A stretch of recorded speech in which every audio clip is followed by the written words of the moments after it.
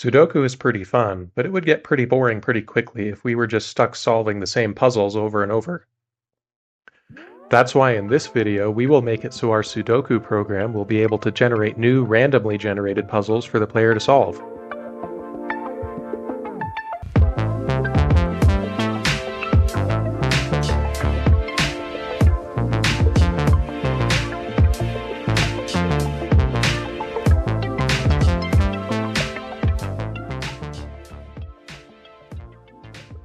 Hello everyone, my name is Mike and you're watching Polymath Unlimited.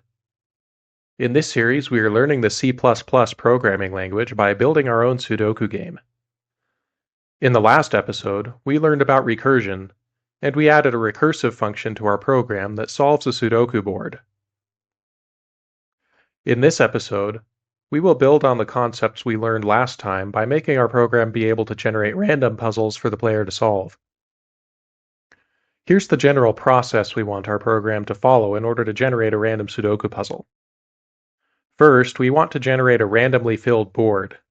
This will be a board filled with random values, representing a valid solution to some random puzzle. Next, we will begin taking random values away from the solution. As we take values away from the board, we will check to see if we still have only one solution. If more than one solution to our board exists, then we will need to backtrack and start over. Once we have taken enough squares out of our solution, and we have verified that our board still has exactly one unique solution, then we are done. This approach will allow us to set different difficulty levels of puzzles we can generate. Easier puzzles will have more starting squares, and harder puzzles will have less. Let's begin by making a function that will fill a board with random values. We'll make a bool function called randfill that accepts a board array as an argument. This function will be very similar to our solve function that we made in the last video. It will recursively add random values to the array and backtrack if it runs into a situation where no legal value can be placed. The main difference between randfill and solve will be how it chooses which value to try placing in a square. While isLegal loops through all values from 1 to 9 in order, randfill will randomly try values until it has tried them all. To do this, we will need to make an array containing all the values from 1 to 9. We will also have an integer that stores how many values are in the array. When we want to try a value in the square, we want to randomly pull a value out of the array. We can use the rand function to do this. Rand is a built-in C++ function that returns a pseudo-random integer between 0 and rand max, which is most commonly 65,535. If we want to get a random value from the values array, we can simply do rand modulo num values, which will give us a random integer between 0 and num values minus 1. Next, we need to remove the chosen value from the array so that it doesn't get chosen again. We can do this with a simple for loop that shifts all the values in the array one place to the left if they are at an index higher than the chosen index. Now we just do the same thing we did in our isLegal function by trying the value on the board if it's legal and recursively calling the randfill function. If we get through all the values and still haven't found one that works, then we backtrack. Finally, if we have looped through all the squares and none are empty, we return true to signal that we are done. Let's test the randfill function by making a new rand command in our game loop. This command will clear the board, then call the randfill function. If we run our program and run the rand command, we should see a randomly filled Sudoku board pop up on our screen. The next thing we need to do is give our program a way to see if a board has more than one solution. We'll make a new function called multisolve to do this. Like the rand function, multisolve will be very similar to the solve function. The main difference is we will need to check at each recursive level if two different values yield valid solutions. We'll add a second function argument called numSolutions that we'll pass by reference in order to do this. Now the only thing we need to change from the solve function is to increment numSolutions at the end of the function and return true only if numSolutions is greater than or equal to 2. With multisolve finished, we now have all the pieces we need in order to start generating random puzzles. Let's add a new function to our program called generate. This function will accept both the board state and the number of starting squares as arguments, and it will remove entries from a full board until the number of entries equals the desired number. We will also ensure that after enough entries have been removed, the board will still have exactly one unique solution. The first thing we want to do in our generate function is to return false if the board has multiple solutions. This will allow us to call this function recursively to generate our final puzzle.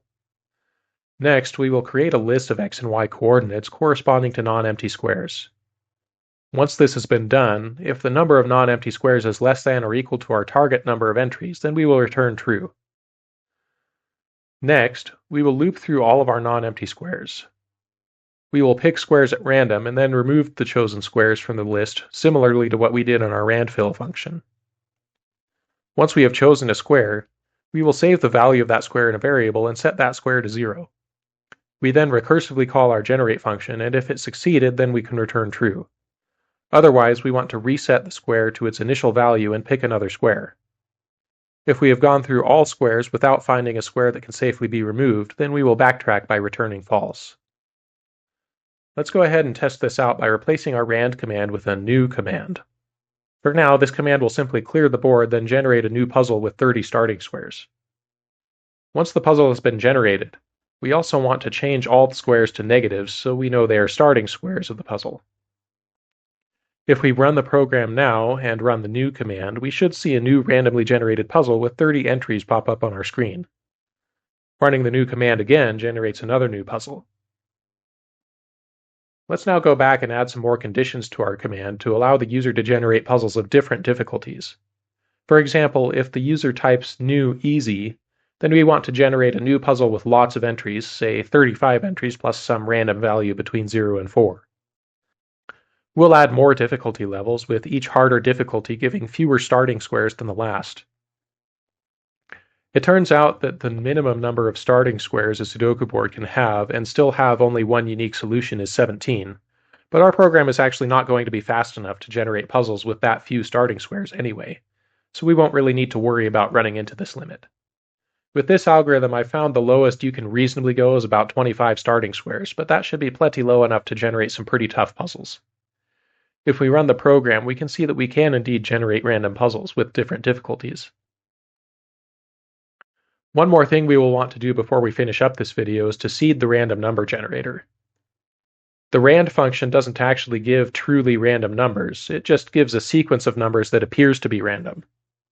Unless we seed the random number generator, that sequence of numbers will always be the same, which will lead to predictable behavior, which we don't want. Luckily, seeding the random number generator is pretty easy. We just need to use the srand function at the beginning of our main function. We need to give srand some seed number that will be different every time we run the program. One very common way to do this is to give srand the current time. C++ has a time function built in that we can use to get the time in seconds since some standard epoch, usually the first day of either 1900 or 1970 depending on your operating system. Regardless, this will allow the rand function to behave differently each time we run our program, making it a lot closer to being truly random than it ordinarily would be. Generating random puzzles adds a lot of replay value to our game. Now our player has access to a nearly unlimited number of puzzles they can solve. We are almost done with this series, but there are a few more tweaks and improvements that I would like to add. Stay tuned because we'll be finishing up in the next couple episodes. If you've been following along with this series, you probably have lots of good ideas for how to make this Sudoku game even better. Make sure to let me know down in the comments. Thank you for watching, and I will see you next time.